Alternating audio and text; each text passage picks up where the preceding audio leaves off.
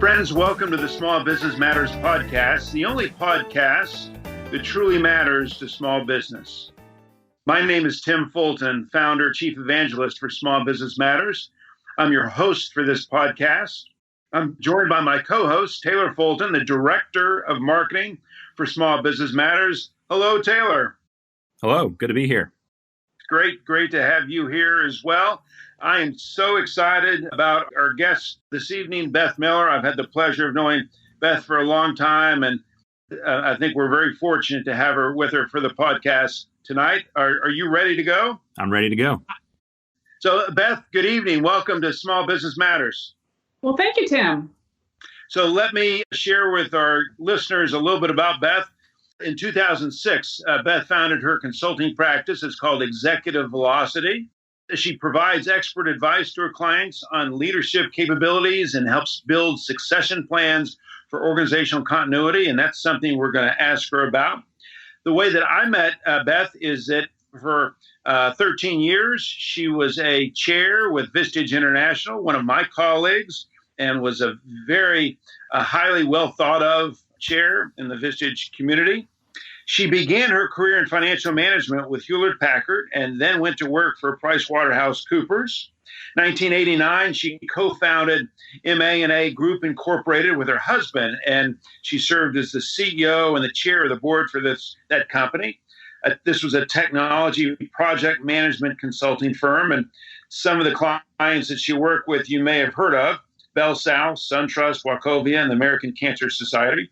Her company was named a Pacesetter by the Atlanta Business Chronicle 1997, and also they were an Inc. 500 company. Beth is a graduate of Babson College and also the Harvard Business School's OPM program. She's got a number of different certifications, one of which is in the Myers-Briggs and also in Hogan. She's a certified managerial coach. She's also an author. Beth, I saw that you published a book in 2014. Is that correct? That's correct. So nice warm welcome to Beth Miller. Beth, thank you again for being with us this evening. Well, I'm excited to be here with you. Well, we always start off with the first question, and that question is, what is it that you do that matters to small business? Well, there are three things. The first is helping companies to hire great people. The second is developing leaders and future leaders within the organization. And the third is helping organizations create a succession plan that allows them to be sustainable. Talk more about that. When you talk about succession planning, talk more about that. What does that mean? Yeah, so generally when somebody hears succession planning, they generally think of the CEO or the C-suite that needs to have talent prepared to take their position at some point in time. Succession planning, though, should be organizationally wide. So you should be looking at the organization, determining what the key positions are in the organization, and then other positions that potentially you're going to need that don't exist, and then plan for making sure that either the people that are in those key positions are fully developed and prepared to make that next transition, or you have to go out and find the right talent. It's something that needs to be integrated with the business planning process. Beth, what does a typical client look like for you? Typical client is generally, I look at it from an employee standpoint versus a revenue standpoint. And generally, it's between 50 employees and 300 employees. So it's an organization that has evolved where they have a management team, and they probably have HR, but HR is usually tactical and not strategic. And my focus, in fact, a couple of my clients have called me the talent whisperer. Where I'm really focused on the talent that they have internally and the talent that they need to get externally. And Beth, as a follow-up to that, oftentimes when I think of a product service offering, I think that either an offering is a vitamin or an aspirin. If it's an aspirin, the client is in pain and you're being brought in to alleviate pain, you're the aspirin. Mm-hmm. Or a vitamin, the client is doing well and they just want to do better, and you're being brought in as a vitamin just to help them be healthier. I'm curious for you, are you more the aspirin or the vitamin? Wow, that's a really good question. I would actually say it's a mixture, especially when it comes to coaching and development of leaders. It's bifurcated between a leader who is derailed in some way. And so that's when I'm the aspirin. Mm-hmm. And then there are the high potentials that an organization wants to invest in, and that's when I'm the vitamin. So it could be either one. Yes. Now, I would say that emotionally, pain is much more of a motivator mm-hmm. Mm-hmm. than the vitamin side of things. It gets their attention faster. Oh, yeah. So, Beth, with the clients you've worked with and just in small business in general, what do you feel is the role of a leader? My belief is the role of a leader is to develop future leaders. It's to empower those around you so that you can ultimately work yourself out of a job, or your current job, I should say, and go on to provide greater value for the organization. Wow, I love that. The idea that the importance of nurturing those that are rising up within the organization and not feeling threatened by that. Do you find that, Beth, that sometimes that leaders feel threatened in that position if they spend too much time developing those coming up, that maybe they feel threatened by that? Again, there's kind of a mixture, Tim. There are some people like that. But what I find more is individuals who will say, well, gosh, if I'm delegating and developing downward, where do I provide the value in the future? How do I fit? Mm-hmm. And so my role as a coach is to help them explore what the future is going to look like and help get them there.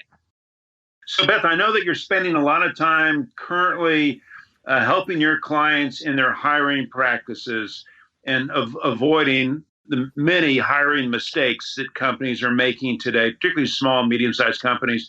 What are some examples of that? What are some of the hiring mistakes that you see, maybe your clients or companies like your clients? What type of mistakes are they making today?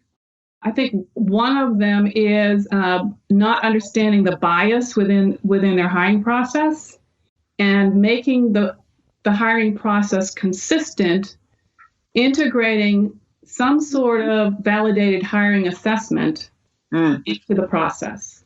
And I think the second is that, especially with high growth companies, they tend to focus on today, meaning this is what I need to fill today.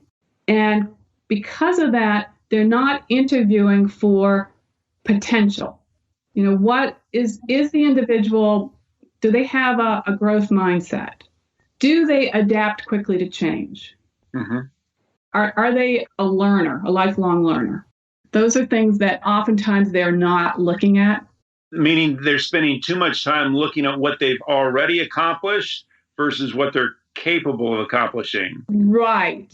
What was in the past and fitting that past with their job description, and then not looking at the position or the person strategically. What could this person be 3 years from now? I got asked a question recently. I'd be very interested in your response to this, Beth. The idea that when I'm filling a position, I have a choice. I can look inside my company and try to promote someone internally into a position, or I can look outside of the company. Mm-hmm. Any advantages, disadvantages in either one of those, inside versus outside moves? Well, obviously, inside move is what you're getting. Whereas an external move to hire, there is some risk there. But if it really depends on the position, if you're pivoting in your organization in like to a new technology, for instance, well, it's probably going to be more efficient for you to go externally to find that versus having to train somebody and lose time on that. So I would look at it on a case-by-case basis. Beth, tell us a little bit about your book. Yeah, so I wrote the book as a way of expressing the fact that talent is so important, and that people, meaning leaders, aren't as talent obsessed as they should be. So it's a quick read. I'm actually thinking about writing another version of it. It's on my to-do list. But it's got stories, it's got steps that you can take, techniques to use. It's common sense, but it's a great reminder of the fact that leadership is about talent and finding talent, retaining talent, and developing talent. And for our listeners, Beth's book is available. I know it's on Amazon. It's entitled, Are You Talent Obsessed? I would encourage our listeners to seek that book out. So, Beth, you are, I know, a very talented executive coach, well known in the Atlanta market. I'm curious, how would you describe what is your role as a coach? What is someone getting when they hire you as a coach? They are getting somebody who's going to challenge their limiting beliefs. Mm-hmm. They're going to get somebody who asks the really hard questions. Coaching is really about questions and listening. Whereas a mentor is, and oftentimes I put my mentor hat on, but a mentor is really, sharing experiences and life experiences that potentially would benefit the individual. But for instance, today I was having lunch with a client and he was having some challenges. And I asked him, I said, what have you been doing differently today from 6 months ago? And he started going down the path of strategy. I said, no. We're talking about you, not the strategy, but you. And he kind of looked at me and his eyes got big and he said, I don't think anything. I said, well, how's that working for you? He's like, not good. I said, okay, well, let's talk more. Do you have a favorite coaching question that you like to ask? I kind of go in spurts where one will work and then I'll rotate to another one. I think that one of the things that I like to start with is, I'm curious. Yeah. Tell me about whatever. Mm-hmm. And that kind of opens the individual up. And then if I think they need to hear something difficult, then I would say, can I share an observation with you? Again, I'm getting permission. Interesting. I'm taking notes here, Beth. I'm taking good notes here. I've made thousands, maybe millions of mistakes in my career. Most of us, I think, are in the same boat. How about, Beth, your best mistake that you can think of in your career and maybe a worst mistake?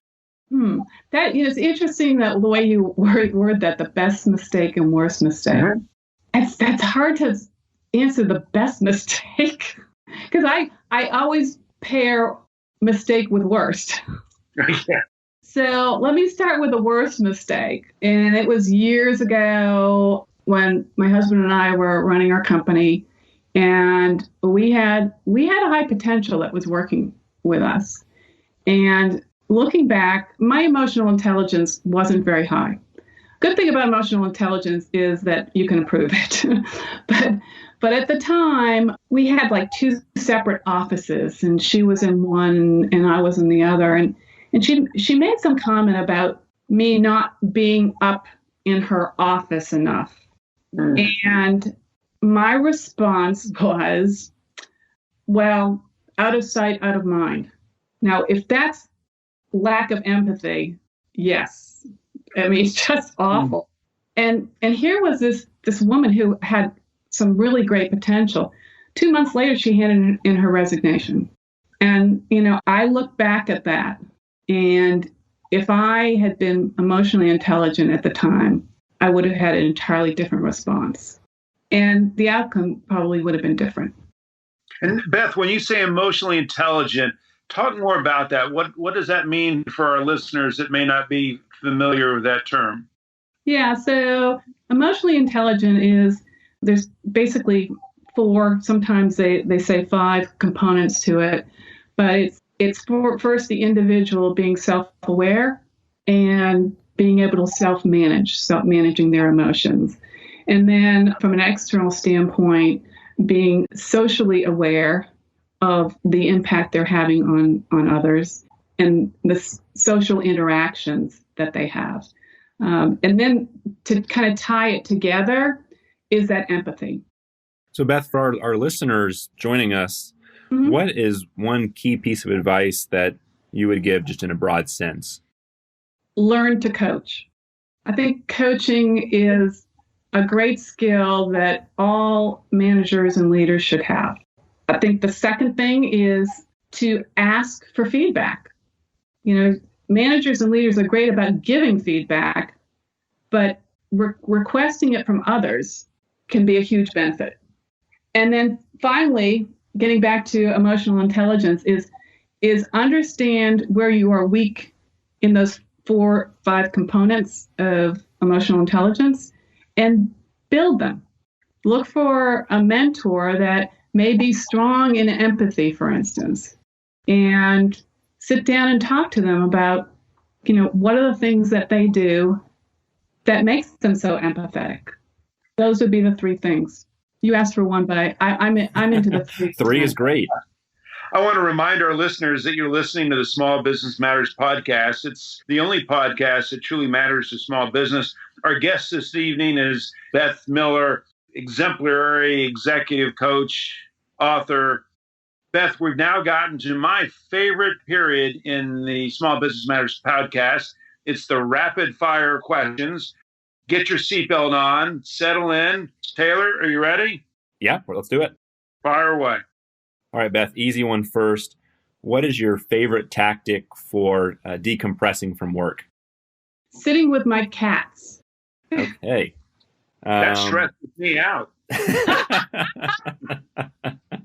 know. You're talking to two dog people. Yeah, not when they start purring. It's very common. What is a book that you would recommend to small business owners for leadership, coaching, talent management? All the above, right? All the above, yeah. Well, any of them. There's, especially for small business, Gino Wickman's book, How to Be a Great Boss. All right. I think I've actually maybe read that one, which is good. Great choice. What is maybe a red flag for hiring that you would like to share with our listeners?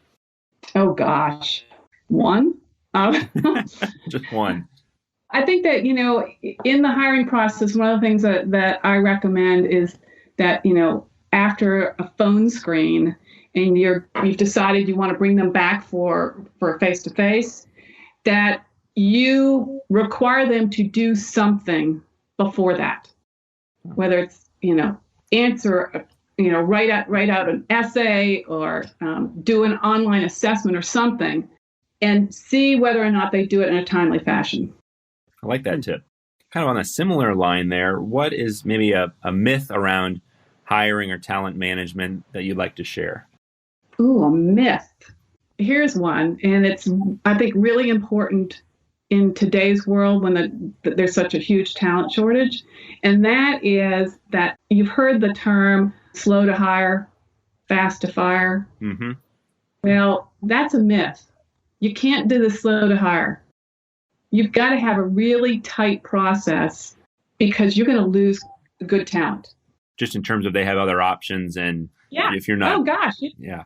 And then on top of that, have a really good onboarding process where the onboarding starts as soon as they accept. not as soon as they walk in the front door. Because I've had a number of clients tell me that they've had people accept offer letters and never show up, because the person was, waiting for another offer. So that onboarding as soon as they accept is really important. Keep it sticky.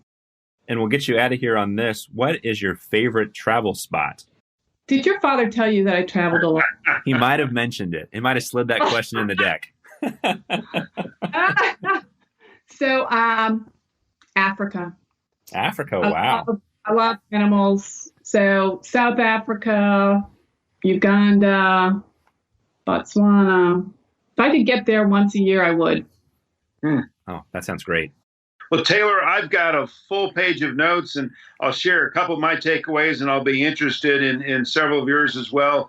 Beth talked about the importance of succession planning, which is a big part of her practice. Companies always looking ahead, anticipating changes, additional roles, and planning for that. The idea that a coach can be both a vitamin and an aspirin to companies in terms of the need that they're fulfilling. I thought Beth spoke beautifully about the role of the leader to develop future leaders, to always be looking to help coach and develop those underneath. And then she outlined a couple, I think, really important hiring mistakes that companies make. Taylor, what were a couple of your takeaways? Well, I think my favorite one was the one we just touched on, was the myth around hiring slow and firing fast. And I've certainly seen that in my time overseeing hiring processes, in that if we do take too long, candidates will at times withdraw an application or say they've moved on. So I certainly agree that speed is and efficiency is really of the essence at times.